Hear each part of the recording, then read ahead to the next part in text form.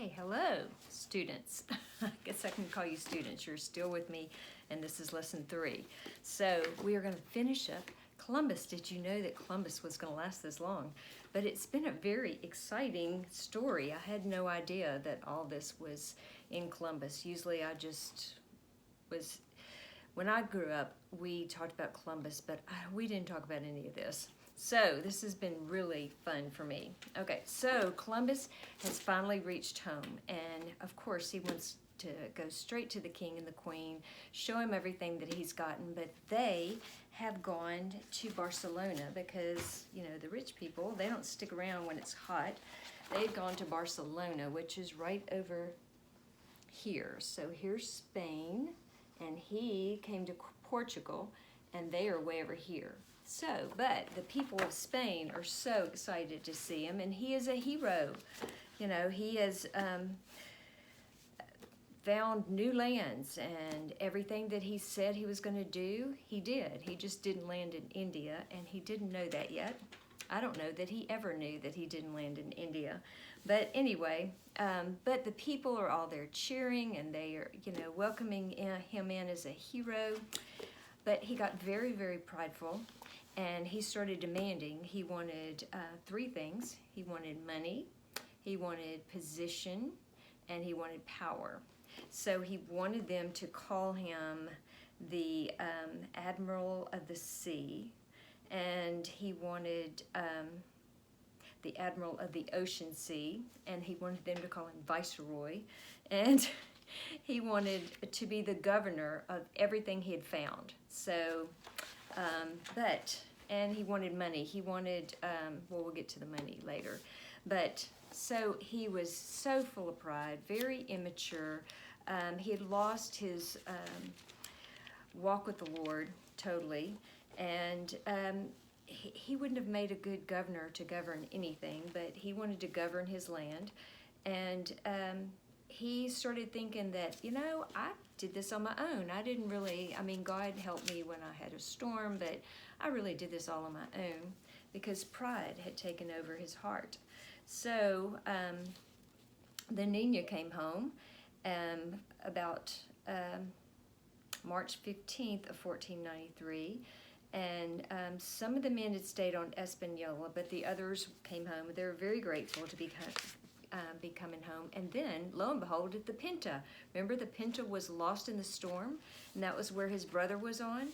Well, the Pinta had gone down had been blown off course and had gone down the tip of Africa. I'll show you on the map over here. So the Pinta had, all right, so they had the storm about right here. Well, it had been blown all the way down to the south tip of Africa, and they had made their way back up. So they finally make their way back up, and the king and queen come back from Barcelona, and so Columbus gets to meet with them. And he told them all the beautiful islands. He had his 6 Indians he had brought back with him. He had parrots he'd brought back with him. He had cotton. He had aloes that we make oil with. He had brought back spices. And, you know, they're all excited. And then he brings out his big treasure chest, and he flips it open with all this dramatic pomp and shows them the gold. And Queen Isabella and King Ferdinand, I just have to love these people. They fell on their face and just thank God, because now they had the money to fund their wars, and they were just so grateful because they realized God had done this for them. Unlike Columbus, who loved all the praise of the people that he was getting, and loved all this position he was given. He was honored way beyond his ability to be able to handle it. And so he became a control freak, an absolute control freak. And he had gold fever. So the queen had given him 335,000 maravedis. I don't know what maravedis are, but I would think it would be like dollars. So let's just say $335,000. for claiming new land. And then the first person that saw land was supposed to get 10,000 maravitas a year for seeing land first. Well, Columbus was not the first to see land. Another one of his ship crew were, but he claimed that he did. So he got that money also. So you see, Columbus has really fallen in his pride. So the queen sent him back, but this time instead of 3 ships, she gave him 17 ships. And instead of 78 men, I think that's 39, she gave him 1,200 men. And everybody wanted to go. Every sailor wanted to go because now, they know we come back and we come back with gold. So everybody wanted to go. And this time, his goal was to colonize these Indians. In other words, make them Spaniards and make them Queen Isabella's servants. So he thought. So it took them 21 days to get there. But he had a surprise waiting for him. All 39 of his men had been killed. They had just really abused the women there, and so the Indians, they took up for the women, and they killed them. And some of the Spaniards killed themselves. They were just really rough and tough sailors, whatever. Now the Indians that were these really nice, sweet, innocent men were their enemies. And Columbus wanted to get control of them and make them his. So, Columbus turned into a madman. Okay, these women, they got back at him. They had a disease that they passed on to these men, and the disease made the men crazy, and it was a very slow death, but it ended in death. And so a lot of his men got this, took it back to Spain, and it got passed around, kind of like the coronavirus. It went through the known world. But that was kind of their revenge on these men. And then the men find out that this is not the peaceful place they thought it was. They can't find gold anywhere. And so they're mad at Columbus. And he tried to reunite them over gold. So he goes, okay, look, we are going to send out search parties. So I'm going to divide you into groups, and you take this part of the island, you take this part of the island, you take this part of the island, so and so. So it was a disaster. The food rotted in the heat because it was very, very hot, and they didn't have refrigerators or ice packs or anything like that. They had thick mosquitoes. The air was thick with mosquitoes, and these mosquitoes carry malaria. So a lot of the men died from malaria. They didn't find gold, so they rebelled against Columbus. And Columbus was so far away from God. He had just gotten totally out of control. So as the ships went back to Spain for more supplies, they carried the stories of how ruthless Columbus had become and how terrible the circumstances were there, and wasn't anything. And many of the men went back sick with malaria or sick with the woman disease. And so meanwhile, back at the camp, Columbus is imposing taxes, gold taxes, on the Indians to live there in their land. So they had to go out and find gold. Well, there wasn't very much gold to find, so they had a certain amount they had to find every day, and so they had a pan for gold. And I don't know if you've watched in old Westerners, but they get a pan, they go to the creek, they bend down, and they try to get a little bit of the sand in the water in the pan with their water, and they swish it around, pouring out sifting out the sand, and hopefully there's some gold dust or gold little bitty nuggets, and they have to get enough for Columbus. He had to finally reduce their quota down because it was just impossible. So nobody likes Columbus. Are you getting the point? Many of the Indians fled to the mountains. Many of them fought back and killed their men. And so Columbus started punishing them with torture and execution I have a feeling that he was losing his mind. He was probably sick with this disease. And in 2 years, the Indian population of San Salvador went from 300,000 to 100,000. That's how many Indians they had just tortured and killed. And in 12 years, it had gone down to 20,000. I mean, atrocity. So Columbus finally, he goes back home. And when he faced the king and the queen, you know, they're like, look, we have heard terrible reports. You got to tell us what's really happening. And he made up his side of the story. Well, they are just kind and merciful, this king and queen, and they didn't want to believe that their hero was this horrible person that everybody made him out to be. So they listened to his side of the story, and they weren't as upset about no gold as Columbus thought, because that wasn't their heart. They weren't bloodthirsty and gold thirsty like he was. They were more concerned about the Indians, and now that they had they were part of them, they felt responsible for them, like we need to treat them nice. So and they had met a few of them. Remember, he had brought 6 of them back, and they'd fallen in love with them, and they didn't want them treated bad by Columbus. So anyway, but they wanted to send him back as soon as possible because Portuguese. So there was this, during the time, there was this great, it's like this race to find new lands, because all of the countries were trying to find new lands, because there was new lands now that they can cross the sea, and they realize they're not going to fall off. Everybody's taking expeditions and finding new lands. So Portuguese was planning this huge expedition to go find new lands, and they're like, oh no, you gotta go, you gotta go, you gotta go. So they send him off in probably not the right time to sail, because what happened is they get in the middle of the ocean and there's no wind, and they don't have motors on their, you know, it's not like you can pull the string and the motor goes and your boat goes. They were totally dependent on wind hitting their sail and pushing them across the ocean, and no whales came to, you know, push them. So they just sat there in the middle of the ocean for a really long time, and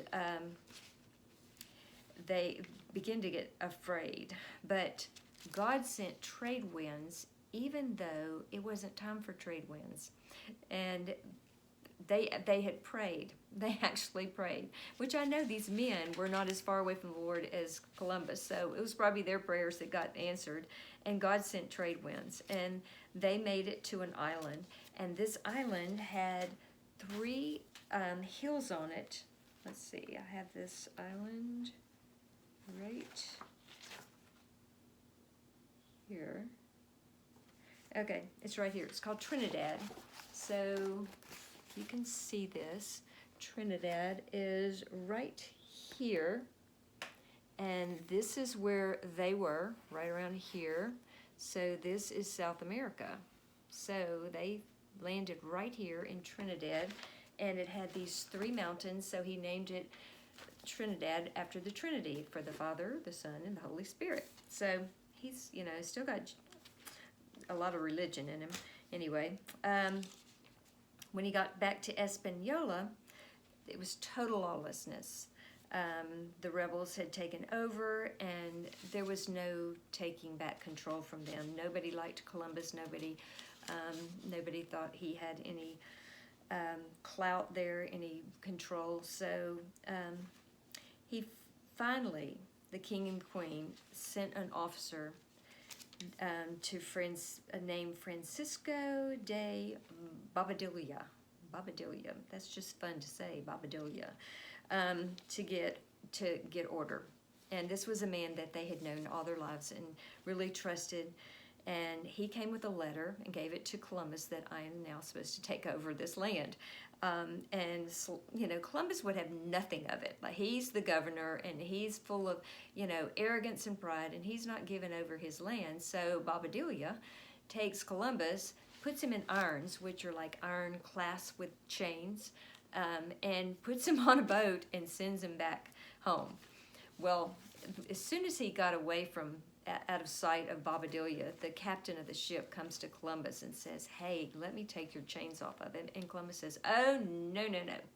I am going into Spain. The king and the queen are going to see how their Bobadilla treated me, and I'm riding home in chains." So he rode all the way home in his chains, and sure enough, Queen Isabella is shocked when she sees him in chains. And they listened to his story, and they had compassion on him. I mean, he had founded all this land for them and brought back gold for them. And so they had, they still loved him, even though it was obvious the man's lost control.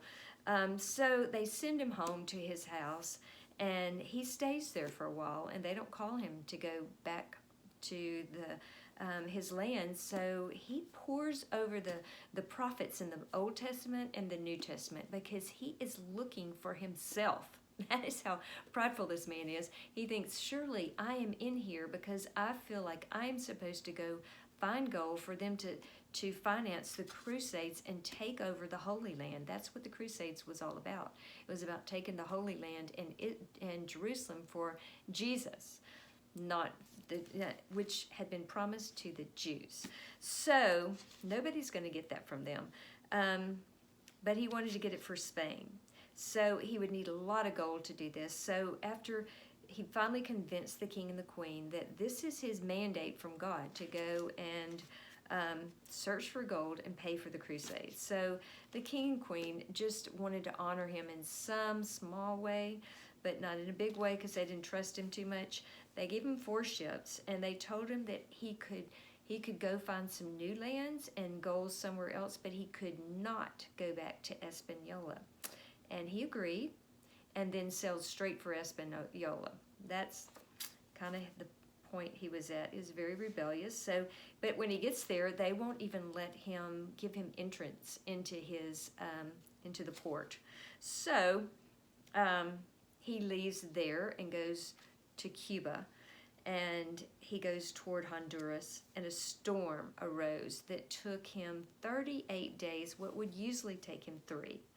He was so sick, they had to bring his ship up on top of the deck, and he commanded his ship from the bed. That's how control freak he was. He couldn't give his orders over to somebody else and let somebody else do this. He is going to do this, by golly. So he went down the coast of Honduras and Nicaragua and Costa Rica, which is like all down, let me show you. This is going to be a little bit longer lesson because I want to finish this. So he goes all down here. So all down here. And he finally gets to about right here, which is like Costa Rica. And he finds this land, and he decides that, okay, hold on, I gotta look at my notes. There he stops at that land and finds what he's been looking for all his life, and that's gold. He finds gold. It's like a field, and all he has to do is pick it up with his hands. There's just gold chunks everywhere. Of course, there was people that lived there, and they were really nice to him at first.